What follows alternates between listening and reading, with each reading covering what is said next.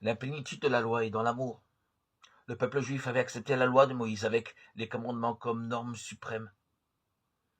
Mais il semblerait que Jésus a d'autres vues différentes, cherchant la volonté du Père. Il n'acceptait pas certaines pratiques religieuses qui restaient conformes à la loi de telle sorte qu'on pouvait penser qu'il y avait une attitude critique à l'égard de l'Ancien Testament. Jésus le dit clairement, ne pensez pas que je sois venu abolir la loi ou les prophètes, je ne suis pas venu abolir mais accomplir.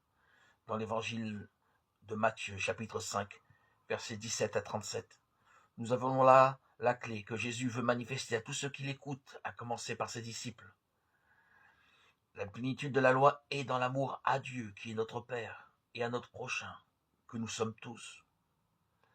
Cet évangile de Matthieu nous offre plusieurs exemples. Non seulement la loi interdit de tuer son frère, mais tous les gestes, actes intérieurs et conduites qui dénotent de l'animosité envers son prochain et doivent être évités. La clé de cet évangile de Matthieu est la référence à la réconciliation avec le frère. C'est Jésus qui nous le rappelle. Si quand tu vas déposer ton offrande sur l'autel, tu te souviens que ton frère a des plaintes contre toi, laisse l'offrande et va d'abord te réconcilier avec ton frère. Dieu n'aime pas les prières ou les sacrifices de ceux qui ne se pardonnent pas du fond du cœur ou qui ont quelque chose contre leur frère. Celui qui ne pardonne pas son frère de tout son cœur ne peut pas non plus espérer être pardonné par Dieu. La parole de Dieu est exigeante pour nous tous qui voulons la suivre.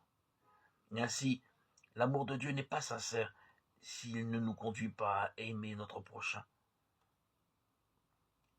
Cette parole nous invite à vivre l'humble attitude de ceux qui veulent faire de leur vie un simple chemin de fidélité à l'amour du Christ et des frères, exprimé dans une obéissance par amour à la loi de Dieu.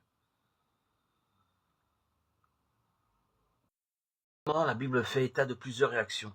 Se résigner à son sort, Qoélette 3, 19, 22. Espérer l'immortalité, Sagesse 2, 23. Penser, nous serons comme si nous n'avions pas été, Sagesse 2, 2. Le choix de la Bible est une foi totale en Dieu. Il est le maître de l'impossible. Il nous fera revivre. La foi en la résurrection s'appuie sur la fidélité de Dieu et sur sa puissance de créateur. Ressusciter, c'est être recréé. À la suite de la foi juive, la foi chrétienne, à la résurrection est le fruit de la foi en Jésus ressuscité. Celui qui a fait revivre son Fils fera revivre ses enfants. L'horizon de la vie humaine est toujours la mort, mais la mort comme passage vers le Père. Il ne semble pas que la Bible réponde à la curiosité sur l'au-delà. Ce qu'elle en dit est image et symbole à interpréter. La rencontre avec Dieu dépasse toute imagination. C'est le secret de Dieu.